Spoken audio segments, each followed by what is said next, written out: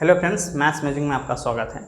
आज के क्लास में हम लोग ग्राफिकल रिप्रेजेंटेशन ऑफ डेटा का सेकेंड टाइप देखेंगे, जो कि है हिस्टोग्राम। पिछले क्लास में हमने बार ग्राफ को डिस्कस किया था। यहाँ पर हम लोग हिस्टोग्राम को समझते हैं। A histogram is a graphical representation of a grouped frequency distribution. Histogram क्या है? ग्राफिकल रिप्रेजेंटेशन है डेटा का, और डेटा कैसा होगा? ग्रुप्ड फ्रीक्वेंसी डिस्ट्रीब्यूशन होगा उसका डाटा विथ कंटिन्यूअस क्लासेस। और जो भी ये क्लास में होगा, जो भी ये फ्रीक्वेंसी डिस्ट्रीब्यूशन जो ग्रुपिंग किया हुआ है वो किस तरह का होगा? कंटिन्यूअस क्लास में होगा। It is drawn by erecting rectangles over the class interval. जो भी क्लास इंटरवल होगा उसको हम लोग अगर एक्स एक्सिस में मार्क करें तो वहीं पर जो भी क्लास इंटरवल बना हुआ है उस पर हम लोग रेक्टेंगल को उसी के ऊपर बनाते हैं, such that the area of the rectangles are proportional to the class frequency। और वो जो रेक्टेंगल बनेगा उसका एरिया होगा वो प्रोपोर्शन में आएगा, किसके? क्लास फ्रीक्वेंसी के प्रोपोर्शन में होगा। If the class intervals are of equal size the height of the rectangles will be proportional to the class frequencies themselves. अगर उस क्लास इंटरवल का साइज क्या होना चाहिए? इक्वल अगर हो जाए।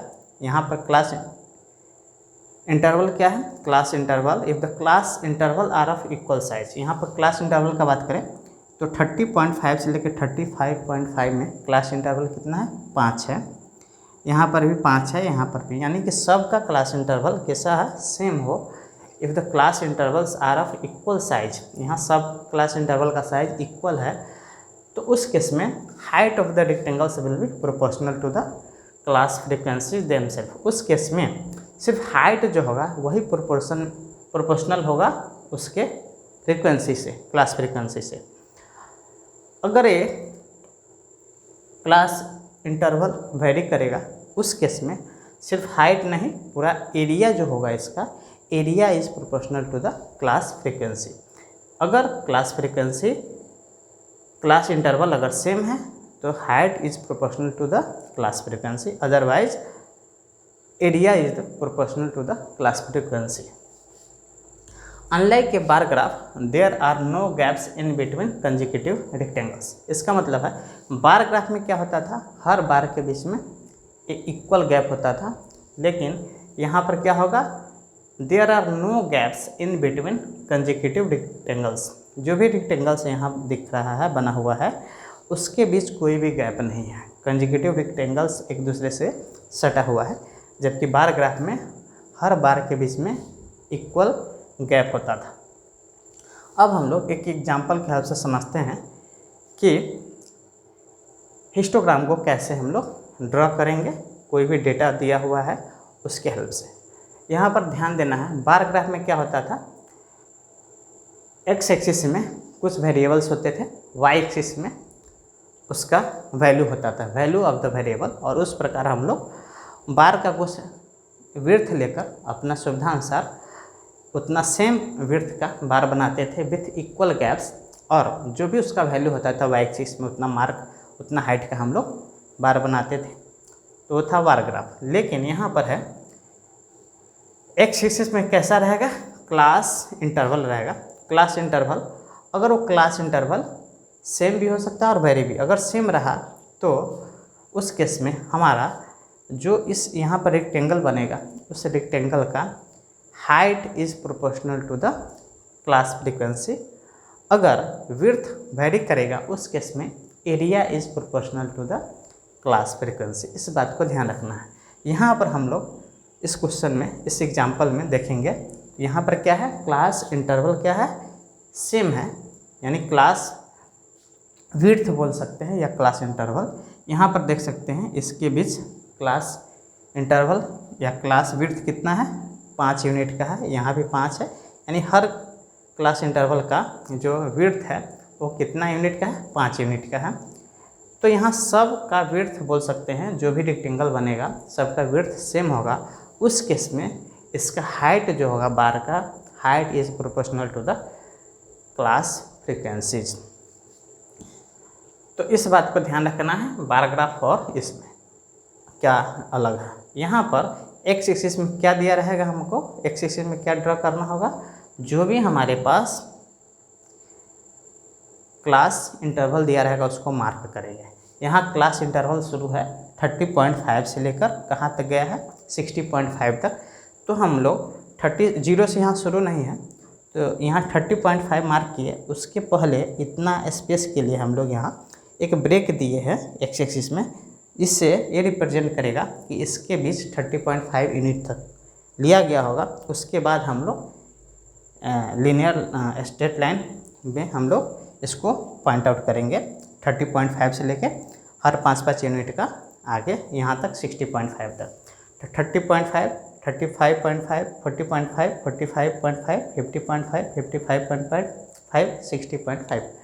अब देखिए 30.5 से लेकर 35.5 के बीच नंबर ऑफ स्टूडेंट कितना है, 9 है। नंबर ऑफ स्टूडेंट जो है ये क्या है, फ्रीक्वेंसी हुआ, मतलब इस क्लास इंटरवल में 9 स्टूडेंट होगा। अब ये 9 स्टूडेंट क्या है, यहाँ लिखा हुआ है वेट इन केजी और नंबर ऑफ स्टूडेंट, यानी 30.5 से लेकर 35.5 के बीच 9 स्टूडेंट ऐसा होगा जिसका वेट इसके बीच आ रहा होगा। ठीक है, यहाँ पर है frequency distribution representing weight of 36 student of A class. किसी क्लास का 36 स्टूडेंट का वेट को मेजर किया गया और उसका इस क्लास में बांटा गया। ठीक है, इस इंटरवल में रखा गया।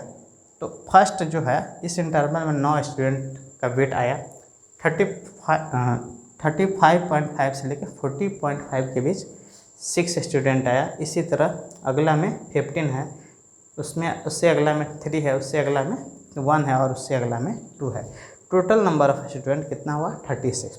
तो इस 36 स्टूडेंट को हम लोग में सबसे हाईएस्ट जो आया है फ्रीक्वेंसी वो कितना है, 15 है, जो कि 40.5 से लेकर 45.5 इस वेट रेंज में 15 स्टूडेंट है। और सबसे कम किस वेट रेंज में है या क्लास इंटरवल में है, तो 50.5 से लेकर 55.5 के बीच है। तो हमको कुछ वाई एक्सिस में कुछ इस तरह अपने अनुसार स्केल लेना पड़ेगा जो इस सब फ्रीक्वेंसी को कवर कर पाए। तो मैक्सिमम 15 गया है, मिनिमम 1 गया है। तो हम लोग यहाँ 2 यूनिट का है ना यहाँ मार्क करते हैं और यहाँ 16 तक आ गए। तो हमको 15 तक ही चाहिए, 15 तक आराम से इसमें कवर हो जाएगा इस रेंज में। अब 0 से 2 यूनिट को हम 1 सेंटीमीटर अगर मान लें, उसी तरह से 2 से 4 को 1 सेंटीमीटर, और सभी 2 यूनिट के लिए यानी 2 1 केजी ये नंबर ऑफ स्टूडेंट रिप्रेजेंट किया जा रहा है, number of student y axis में। तो 2 स्टूडेंट के संख्या को हम 1 सेंटीमीटर से या 1 यूनिट से रिप्रेजेंट किए। 1 सेंटीमीटर, यहाँ भी 1 सेंटीमीटर, 1 सेंटीमीटर, इस तरह 8 सेंटीमीटर को हम लोग 16 स्टूडेंट के फ्रिक्वेंसी में हम लोग इसको मार्क कर लिए। एक्स एक्सिस में क्या किए, वेट इन केजी लेना है, जो कि शुरू है 30.5 से लेके और अंत कहाँ तक है 60.5। तो यहाँ हर क्लास इंटरवल के लिए क्लास साइज कितना है, यहाँ 5 है। तो 5 केजी में है, तो 5 केजी के लिए हम लोग 1 सेंटीमीटर ले लिए, फिर अगले 5 के लिए 1। तो यहाँ से 1 centimetre, 2 centimetre, 3 centimetre, 4 centimetre, 5 centimetre और 6 सेंटीमीटर में हम लोग 30.5 से लेके 60.5 केजी के हम लोग यहाँ से यहाँ तक पॉइंट आउट कर लिए। अब इसका हाइट कितना होगा, विड्थ तो यहाँ पर सबका देख रहे हैं कि 1 यूनिट या 1 सेंटीमीटर बोले तो 1 सेंटीमीटर है, जो कि 1 centimetre equivalent to 5 kg in x axis में। और वाई एक्सिस में अगर बात करें तो 2 स्टूडेंट को ये संख्या को हम लोग 1 सेंटीमीटर से इक्विवेलेंट मान के यहाँ पर पॉइंट आउट किया। यहाँ लिख भी सकते हैं इन एक्स एक्सिस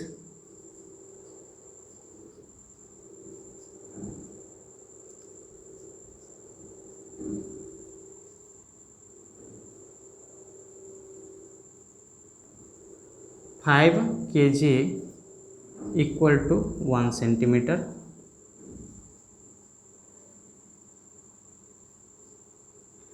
और इन वाई एक्सिस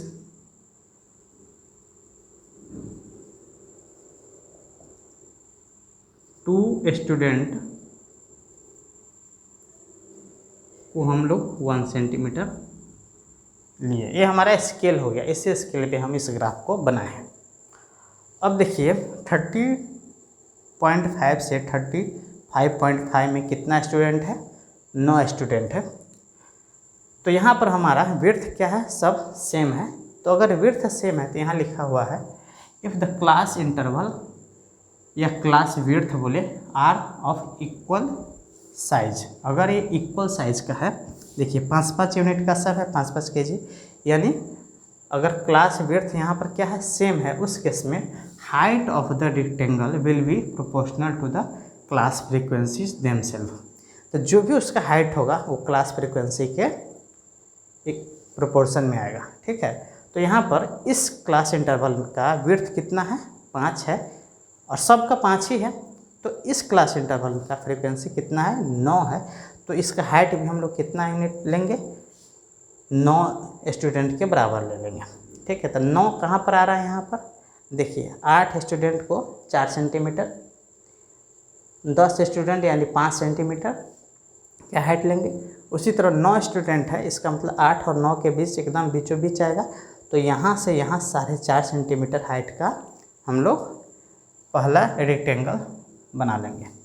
विड्थ 5 रहेगा यानी 1 centimetre, 5 kg equivalent to 1 centimetre, और हाइट जो हो गया 9 स्टूडेंट इक्विवेलेंट टू उसका हाफ, यानी 2 स्टूडेंट 1 सेंटीमीटर को रिप्रेजेंट कर रहा है। तो 9 स्टूडेंट का 4.5 सेंटीमीटर के इतना हाइट हो जाएगा। सेकेंड क्लास इंटरवल में 35.5 से लेकर 40.5 में 6 स्टूडेंट है। तो 6 स्टूडेंट अगर वाई एक्सिस में विड्थ तो सेम ही रहेगा, उतना ही है 1 सेंटीमीटर, या उसके इक्विवेलेंट 5 kg को रिप्रेजेंट कर रहा है। हाइट जो होगा प्रोपोर्शन टू फ्रीक्वेंसी, फ्रीक्वेंसी यानी नंबर ऑफ स्टूडेंट। तो number 6 student equivalent to 6 student equivalent to 3 centimetre.